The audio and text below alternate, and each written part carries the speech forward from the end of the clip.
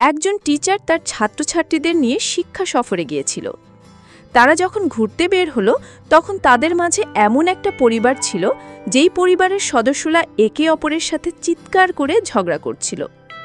শিক্ষক তার ছাত্রছাত্রীদের দিকে তাকিয়ে স্মিত হাসলেন এবং জিজ্ঞেস করলেন, তোমাদের কি ধারণা, মানুষ যখন রেগে যায় তখন একে অপরের সাথে চিৎকার করে কথা বলে কেন? শিক্ষার্থীরা কিছুক্ষণ চুপ করে ভাবল। তারপর একজন উত্তর দিল, কারণ আমরা তখন মনের শান্তি হারিয়ে ফেলি এবং চিৎকার করি। শিক্ষক প্রশ্ন করল, কিন্তু আমরা চিৎকারই বা করি কেন? যাকে আমরা রাগ দেখাই সে তো আমাদের সামনেই আছে, তাকে যা বলার তা তো আমরা শান্তভাবেও বলতে পারি। ছাত্রছাত্রীরা অনেকেই উত্তর দিল, কিন্তু তারা কেউই তাদের নিজেদের উত্তরেই সন্তুষ্ট হতে পারল না।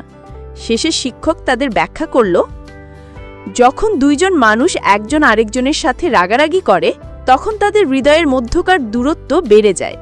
এই দূরত্বের জন্য তারা চিৎকার করে কথা বলে, যাতে একে অপরের কথা বুঝতে পারে। তারা যত বেশি রেগে যায় এই দূরত্ব তত বেশি বেড়ে যায়, আর তখন তারা তত বেশি চেঁচামেচি করে ঝগড়া করে। শিক্ষকের সাথে তার ছাত্রছাত্রীদের সম্পর্ক ছিল খুব খোলামেলা, তাই সে ভালোভাবে তাদের ব্যাপারটা বোঝাতে পারছিল।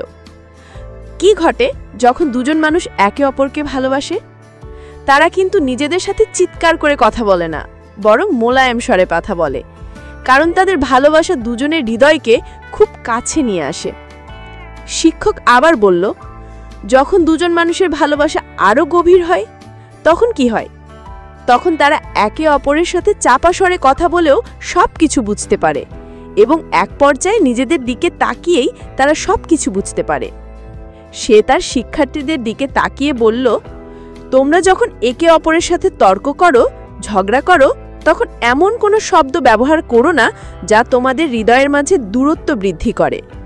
যদি এভাবে চলতেই থাকে তাহলে হয়তো এমন একদিন আসবে যখন এ দূরত্ব এত বেশি হয়ে যাবে যে আর কোনো শব্দই সেখানে পৌঁছবে না। সেখান থেকে ফিরে আসারও হয়তো আর কোনো পথ থাকবে না।